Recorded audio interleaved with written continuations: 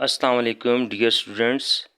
I am your mathematics teacher Noman Fasi from the Lahore Garrison School, class 10 arts, unit 9, exercise 9.1. Question number 5. If the numbers represent the length of the sides of a triangle, which triangles are right triangles? बेटे इस question के according कहता है कि हमारे पास जो है नंबर्स दिए गए हैं जो कि ट्रायंगल की साइड्स की लेंथ हैं और हमें ये प्रूव करना है कि दिए गए नंबर्स जो हैं ये राइट एंगल ट्रायंगल हैं या नहीं। इस क्वेश्चन के बेटे 3 पार्ट्स हैं और फर्स्ट पार्ट को हम सॉल्व करेंगे और देखेंगे कि ये राइट एंगल ट्रायंगल है कि नहीं।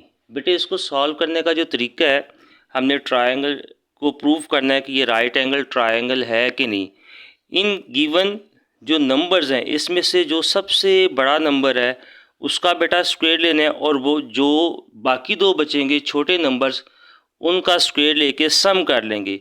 अगर लेफ़्ट हैंड साइड का आंसर राइट हैंड साइड के आंसर के साथ इक्वल आ जाए तो हम कह देंगे ये राइट एंगल ट्रायंगल है।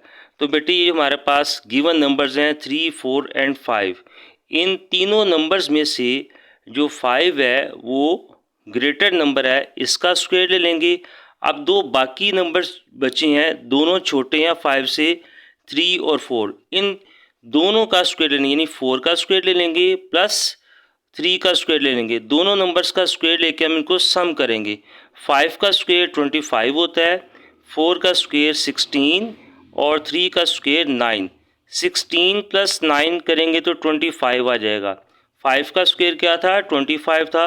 बेटे जो आंसर हमारा लेफ़्ट हैंड साइड का आया है वही आंसर हमारा राइट हैंड साइड का आया है। तो इसका मतलब है ये जो दिए गए नंबर्स हैं ये राइट एंगल ट्रायंगल को प्रूव करते हैं, hence it is a right angle triangle.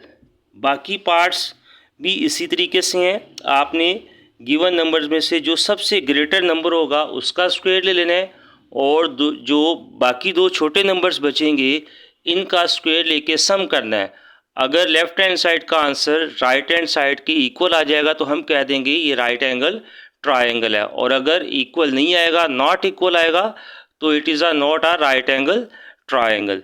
बेटे क्वेश्चन नंबर 10 इस एक्सरसाइज का सेम टू सेम ऐसे ही है, उसको भी आपने इसी पैटर्न पे सॉल्व करना है। क्वेश्चन नंबर बेटे 6, triangle ABC is right angle at C. कहता है एक ट्रायंगल है जिसमें राइट एंगल किस पॉइंट पे बन रहा है? सी पे बन रहा है। अब यहाँ पे बेटे जो है राइट एंगल किसको कहते हैं? राइट एंगल कहते हैं 90 डिग्री के एंगल को। कहता है एक ट्रायंगल है जिसमें राइट एंगल यानी 90 डिग्री का एंगल जो है वो सी पे बन रहा है। इफ़ कहता है measurements line segment A C equal to 9 centimetre है and measurement line segment B C equal to है 12 सेंटीमीटर के। Find the length of measurements line segment A B हमने फाइंड करनी है यूजिंग पैथागोरस थ्योरम। कहता है पैथागोरस थ्योरम को use करते हुए हमने measurements line segment A B जो है वो फाइंड करनी है।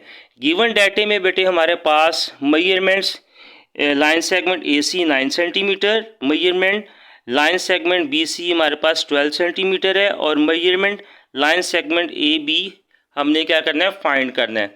बेटे अकॉर्डिंग टू क्वेश्चन अगर डायग्राम ड्रॉ करें तो क्वेश्चन में उसने कहा था कि जो 90 डिग्री का एंगल बनता है वो सी पे बनता है, ठीक है। तो ए से लेके सी तक जो लेंथ है वो 9 सेंटीमीटर है। इसका मतलब ये सीधी ट्रायंगल साइड है, इसको हम परपेंडिकुलर साइड करेंगे। 90 डिग्री का एंगल जो बनता है वो स्ट्रेट लाइन के साथ बनता है, तो ये हमारे पास क्या परपेंडिकुलर है। अच्छा बी सी हमारे पास जो लेंथ गिवन है ये 12 सेंटीमीटर है। ये बेटे ट्रायंगल की बेस है और एक जो बचेगी measurement line segment A B ये हमने बेटे फाइंड करनी है, ये ट्रायंगल की हाइपोटेन्यूज साइड है। बाय पैथागोरस थ्योरम हमने जानते हैं कि हाइपोटेन्यूज का स्क्वायर इक्वल होता है perpendicular square plus base square के। अब यहाँ पे बेटे जो हाइपोटेन्यूज का स्क्वायर है ये हमारे पास जो है measurement line segment A B है, तो हाइपोटेन्यूज की जगह पे मैंने बेटे वो मेजरमेंट्स जो हमने क्वेश्चन में यूज़ की है उसको लिख देंगे measurement line segment A B square equal to perpendicular जो हमारे पास measurement line segment A C है, इसका आ जाएगा measurement line segment A C square आ जाएगा, प्लस बेस जो है बेटे हमारे पास measurement B C line segment का स्क्वायर आ जाएगा। अब इस गिवन जो हमने बनाया है पाइथागोरस थ्योरम, इसमें जो हमारे पास वैल्यूज़ गिवन है वो हम बेटे इसमें हमने पुट कर देंगे। हमारे पास बेटे परपेंडिकुलर साइड यानी कि measurement line segment A C 9 centimetre given है, तो हम इसकी जगह पे पुट कर देंगे 9 एंटर कर देंगे, और बेस जो है हमारे पास 12 है, तो हम यहाँ इसको बेस की जगह पे 12 जो है वो वैल्यू एंटर कर देंगे, पुट कर देंगे। इस तरीके से बेटे आगे मज़ीद इसको सॉल्व करेंगे। 9 का स्क्वायर 81 प्लस 12 का स्क्वायर 144, 81 और 144 को हम बेटे ऐड करेंगे तो आएगा हमारे पास 225। अब बेटे हमने क्या करना है, इसका दोनों साइड का हाइपोटेन्यूज की वैल्यू हमने फाइंड कर ली है, तो क्या करेंगे taking square root on both side. अच्छा, दोनों साइड का बेटा स्क्वायर रूट ले लेंगे। जैसे कि हम जानते हैं कि 15 मल्टीप्लाई बाय 15 इक्वल टू होता है 225, तो बेटा हम इसको लिख सकते हैं 15 का होल स्क्वायर। जब होल स्क्वायर बन जाएगा तो बेटा स्क्वायर स्क्वायर रूट से कैंसिल हो जाएगा, दूसरी साइड पे भी स्क्वायर स्क्वायर रूट से कैंसिल हो जाएगा, तो हमारे पास जो है measurement line segment A B आ जाएगा 15 सेंटीमीटर। बाकी दो क्वेश्चन इस एक्सरसाइज के क्वेश्चन नंबर 7 और 8 इसी पैटर्न पे बेटे आपने सॉल्व करने हैं, आपने पाइथागोरस थ्योरम को अप्लाई करके। क्वेश्चन नंबर बेटे 9, क्वेश्चन नंबर 9 में क्या कहता है, the two legs of right triangle are equal and the square of the hypotenuse is 50, find the length of each leg. इस क्वेश्चन के बेटे अकॉर्डिंग कहता है राइट एंगल ट्रायंगल में टू साइड्स जो हैं यानी वो सेम है और हाइपोटेन्यूज का जो स्क्वायर है वो 50 के इक्वल है। तो हमने जो साइड्स हैं यानी लेग्स ट्रायंगल की लेंथ की साइड्स हैं उनकी वैल्यू बेटे फाइंड करनी है। इस ट्रायंगल के अकॉर्डिंग बेटे ए बी एंड सी के सामने बेटे स्मॉल सी के साथ हम डिनोट करते हैं, ये हाइपोटेन्यूज हो जाएगा। बी जो है यहाँ पे इसके सामने जो लेंथ है हम इसको स्मॉल अल्फ़ाबेट बी के साथ डिनोट करते हैं, और ए के सामने वाली साइड को हम स्मॉल अल्फ़ाबेट ए के साथ डिनोट करेंगे। इस क्वेश्चन के अकॉर्डिंग हमने बेटे जो है हाइपोटेन्यूज की वैल्यू गिवन है, यानी हाइपोटेन्यूज का स्क्वायर जो है वो हमारे पास 50 के इक्वल है।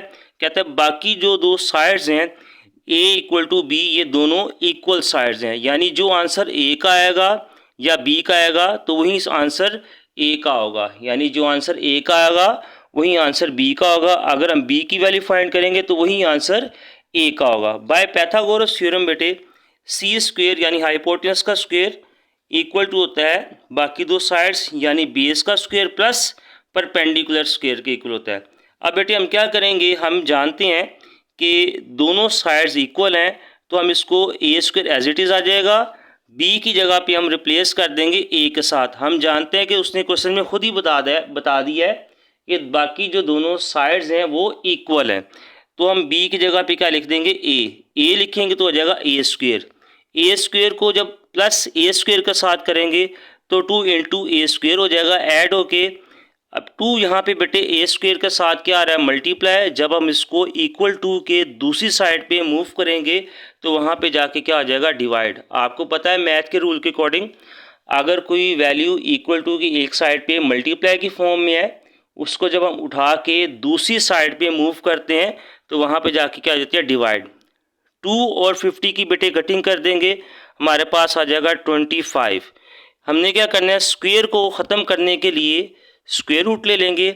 जब स्क्वायर रूट लेंगे तो बेटे पता है हमें कि जो 25 होता है 5 मल्टीप्लाई बाय 5 करें तो 25 आंसर आता है, तो हम इसको बेटे लिख सकते हैं 5 रेज़ टू पावर स्क्वायर। इसी तरीके से बेटा स्क्वायर रूट से बेटा कैंसिल हो जाएगा, जब कैंसिल हो जाएगा तो ए का आंसर हमारे पास क्या आ जाएगा 5। इसका मतलब है ए का आंसर 5 आया है तो बी का आंसर भी हमारे पास 5 आएगा। हमें क्वेश्चन में खुद ही बता दिया था कि जो ट्रायंगल की बाकी दो साइड्स हैं वो इक्वल है, यानी जो आंसर ए का आएगा वही आंसर क्या होगा, बी का भी होगा। ये था बेटे आज का लेक्चर। इसके साथ ही ये जो एक्सरसाइज है 9.1 ये कंप्लीट होगी। इसके रिमेनिंग पार्ट्स या क्वेश्चंस जो भी हैं वो आपने कंप्लीट करने हैं। इंशाल्लाह दोबारा मुलाकात होगी, तब तक के लिए इजाज़त दें। अल्लाह हाफिज़।